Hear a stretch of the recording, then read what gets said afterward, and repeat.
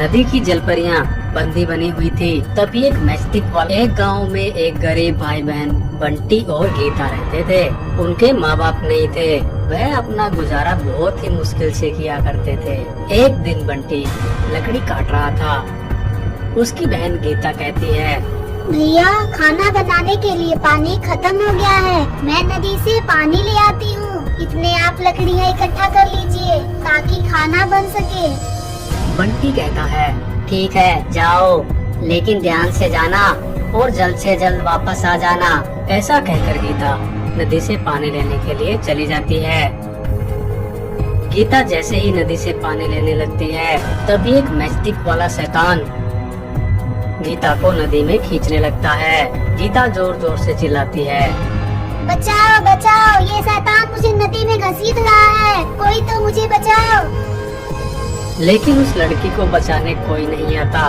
दूर दूर तक जंगल में कोई भी नहीं था और वह मैस्टिक वाला शैतान गीता को नदी की गहराइयों में ले जाता है। शाम होने लगती है। बंटी कहता है, अंधेरा होने को है, गीता बहन अभी तक पानी लेकर नहीं आई। लगता है कुछ गड़बड़ हो गई है, जाकर देखता हूँ। बंटी भी नदी के पास चला जाता है। वह देखता है कि बाल्टी वहीं पड़ी हुई है, लेकिन गीता कहीं भी नजर नहीं आती। बंटी बहुत परेशान हो जाता है।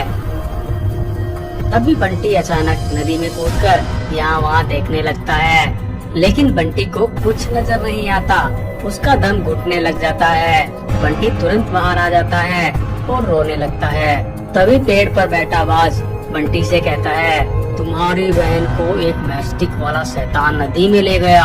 वह शैतान बहुत ही खतरनाक है। मुझे तो श्राप मिला हुआ है और मैं इस पेड़ से हिल भी नहीं सकता, इसलिए मैं तुम्हारी बहन को बचा नहीं पाया, लेकिन तुम्हें उसे जल्द ही बचाना होगा। बंटी कहता है, मैं कैसे बचा सकता हूँ? नदी में जाते ही मेरा दम घुट जाएगा और मैं मर जाऊंगा। तभी वह बाज अपनी शक्ति से बंटी के चेहरे पर एक ऑक्सीजन का बुलबुला बना देता है। बाज कहता है, लो बंटी, अब तुम नहीं डूबोगे। अब जल्दी जाओ और अपनी बहन को बचाओ। मुझे पता है बंटी कि तुम ही उस शैतानी राक्षस को मारोगे और इस जादुई नदी को उसके चंगुल से आजाद कराओगे। फिर क्या था, बंटी नदी में छलांग लगा देता है और नदी की गहराइयों में चला जाता है। उस ऑक्सीजन वाले बुलबुले की वजह से बंटी नहीं डूबता। बंटी देखता है कि रास्ते में कुछ नदी की जलपरियां बंदी बनी हुई थी। बंटी कहता है, हे जलपरियों, तुम्हारी ऐसी हालत किसने कर दी? जलपरियां कहती हैं, यह काम उस दुष्ट मैस्टिक वाले शैतान का है। उसने हमारी जादुई नदी पर कब्जा कर लिया है और हमें बंदी बना लिया है। वह तुम्हारी बहन को भी पकड़ कर ले जा रहा था। तुम्हें उसे जल्दी से बचाना होगा, नहीं तो वह उसे मार देगा। बंटी कहता है, वह दुष्ट शैतान किस तरफ गया है और वह मुझे कहाँ मिलेगा और मैं उसे कैसे मार सकता हूँ? तभी जलपरी कहती है, वह शैतान के गले में मैस्टिक की माला है। अगर तुम किसी भी तरह उस माला को उसके गले से निकाल दोगे, तभी हम आजाद हो जाएंगे और वहाँ जल्दी आकर उसे मार देंगे। ठीक है, मैं उसके गले से माला निकाल लूंगा, लेकिन तुम जल्दी आ जाना। कहीं पता चले वह हम दोनों भाई बहनों को मार दे। हम तो वैसे ही गरीब हैं। जलपरी कहती है, ठीक है, तुम इस बात की चिंता मत करो और जल्दी जाओ। तभी बंटी नदी में बनी शैतानी गुफा में जाता है और वहाँ देखता है कि उस मैस्टिक वाले शैतान ने उसकी बहन को भी बंदी बना रखा था और उल्टा लटका रखा था। शैतान कहता है, यह लड़की तो बहुत ही मुलायम है। इसे खाऊंगा तो मुझे 1 महीने तक कुछ खाने की जरूरत नहीं होगी, लेकिन अभी तो मेरा पेट भरा हुआ है। इसे कल खाऊंगा, थोड़ी देर सो लेता हूँ। ऐसा कहकर वह मैस्टिक वाला शैतान अपनी मैस्टिक वाले बिस्तर पर सो जाता है। तभी बंटी देखता है कि उसके गले में मैस्टिक की माला है। जैसे ही शैतान सो जाता है, बंटी चुपके से जाकर पहले तो अपनी बहन को आजाद कर लेता है और फिर धीरे से उसकी माला को निकाल लेता है। जैसे ही वह उसकी माला को निकालता है, सभी जलपरियां आजाद हो जाती हैं और मैस्टिक वाले शैतान की गुफा की तरफ भागती हैं। लेकिन दूसरी तरफ शैतान की नींद भी भंग हो जाती है और वह जग जाता है। बंटी अपनी बहन को लेकर वहाँ से भागता है। शैतान कहता है, ए दुष्ट बच्चे, तूने मेरी नींद भंग कर दी और मेरी माला को लेकर भाग रहा है। अब देख मैं तेरा क्या अंजाम करता हूँ। वह मैस्टिक वाला शैतान उन दोनों को पकड़ने के लिए उन दोनों के पीछे भागता है। लेकिन तभी वहाँ जलपरियाँ आ जाती हैं। जलपरियाँ अपनी शक्ति से मैस्टिक वाले शैतान को उसी की मैस्टिक में बंद कर देती हैं और उसे नदी में दफन कर देती हैं और बंटी से उनकी जान बचाने के लिए धन्यवाद कहती हैं। वह बंटी और गीता को बहुत सारा धन देती हैं, जिससे बंटी और गीता गांव में जाकर एक सुंदर घर बनाकर और खुशी से अपना जीवन यापन करने लगते हैं। इसमें तो कोई भी चुड़ैल नहीं है।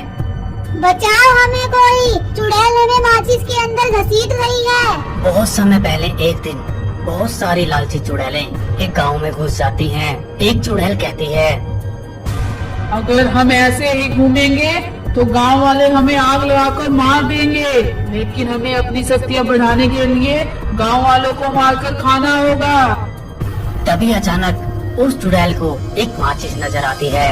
वह चुड़ैल कहती है, देखो बहनों, ये माचिस, हम इसके अंदर घुस जाते हैं और जैसे ही कोई इस माचिस को उठाने आएगा हम उसे माचिस के अंदर घसीट लेंगे, किसी को पता भी नहीं चलेगा।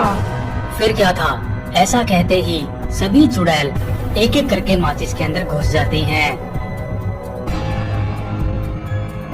और अपने शिकार का इंतजार करने लगती हैं। तभी वहाँ से गांव के कुछ लड़के गुजर रहे होते हैं। उनकी नजर माचिस पर पड़ती है। एक लड़का कहता है, अरे भाई देखो माचिस, चलो हम सभी माचिस को इकट्ठा करके माचिस की कार बनाएंगे, बहुत मजा आएगा। ऐसा कहकर जैसे ही वह बच्चे माचिस को उठाने चलते हैं, तभी सभी चुड़ैलें एक एक करके उन सभी लड़कों को माचिस के अंदर घसीट लेती हैं। वह लड़के बचाओ बचाओ चिल्लाते हैं। बचाओ हमें कोई, चुड़ैल हमें माचिस के अंदर घसीट रही है। लेकिन वह चुड़ैलें उन्हें गुफा में ले जाकर बंदी बना लेती हैं। एक चुड़ैल कहती है, बहन देखो, अभी तो हमारे पास 4 इंसान ही हुए हैं, हमें एक इंसान और चाहिए, फिर हम उन्हें अमावस्या की रात को मार देंगे और खा जाएंगे, जिससे हमारी शक्तियाँ 1000 गुना ज्यादा बढ़ जाएंगी। फिर वह सभी चुड़ैलें बचे हुए एक लड़के को लेने के लिए गांव की तरफ निकलती हैं। तभी एक चुड़ैल माचिस के अंदर चली जाती है और कहती है, कहाँ है मेरा शिकार, जल्दी से आजा, फिर मैं तुझे माचिस के अंदर घसीटूंगी। गांव में बच्चों के अचानक गायब होने से हड़कंप मच जाता है। सभी गांव वाले एक एक करके सांपों को मारने लगते हैं। एक सांप कहता है, अरे भाई तुम हम सबको क्यों मार रहे हो, हमने तो ऐसा कुछ भी नहीं किया। इतना कहते ही वहाँ पर भोलू नागराज और नागिन पहुँच जाते हैं। भोलू नागराज कहता है, इंसान तुम हमारे प्रिय सांपों को क्यों मार रहे हो। वह गांव का व्यक्ति कहता है, नाग देवता हमारे बच्चों को यह सांप उठा कर ले जाते हैं और मारकर खा जाते हैं, इसलिए हम इन सभी सांपों को एक एक करके मार रहे हैं ताकि हमारे बच्चे सुरक्षित रहें। तभी भोलू नागराज अपनी शक्तियों से देखता है कि यह सब कौन कर रहा है। भोलू नागराज कहता है, यह देखो गाँव वालों, यह काम ये चुड़ैलें मिलकर कर रही है और तुम बेवजह ही इन सांपों को मार रहे हो।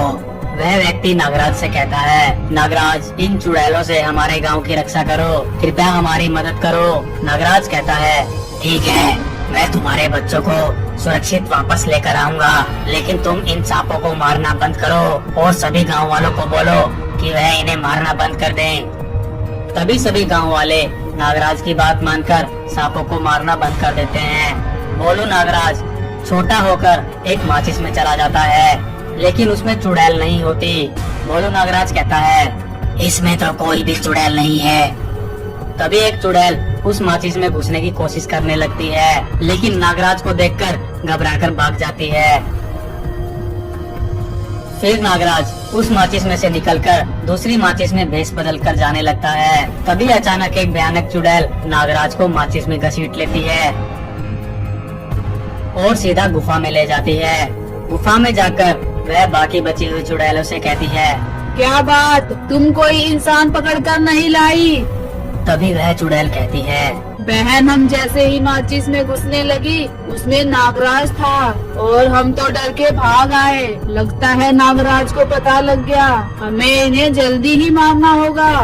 बड़ी चुड़ैल कहती है, कोई बात नहीं, हमारे पास 5 इंसान हो गए और आज तो अमावस्या की रात भी है। चलो जल्दी से यज्ञ की तैयारी करो, आज हम 1000 गुना शक्तिशाली हो ही जाएंगी और ब्रह्मांड पर राज करेंगी। ऐसा कहकर वह सभी चुड़ैलें एक यज्ञ की तैयारी करने लगती हैं। तभी भेष बदले हुए नागराज अपने असली रूप में आ जाता है और उन सभी बच्चों को छुड़ाकर बाहर ले आता है। तभी वहाँ इच्छाधारी नागिन भी आ जाती है। नागराज नागिन से कहता है, नागिन, इन्हें सुरक्षित गांव वालों तक पहुंचा दो, इतने मैं चुड़ैल को सबक सिखाता हूँ। नागिन उन बच्चों को लेकर वहाँ से चली जाती है। तभी नागराज अपनी शक्तियों से पूरी गुफा को कैद कर लेता है। चुड़ैलों को पता लग जाता है कि वह मुसीबत में है। वह बाहर आने की कोशिश करने लगती हैं, लेकिन वह बाहर नहीं आ पाती।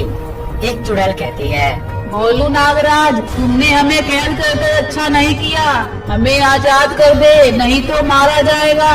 बोलू नागराज कहता है, चुड़ैल कहेगी, तुम्हारी वजह से मेरे कुछ भाई सांप बेवजह ही मारे गए, इसका बदला मैं जरूर लूंगा। तभी नागराज अपनी शक्तियों से पूरी गुफा को आग लगा देता है और गुफा समेत सभी चुड़ैलों को पाताल लोक पहुंचा देता है।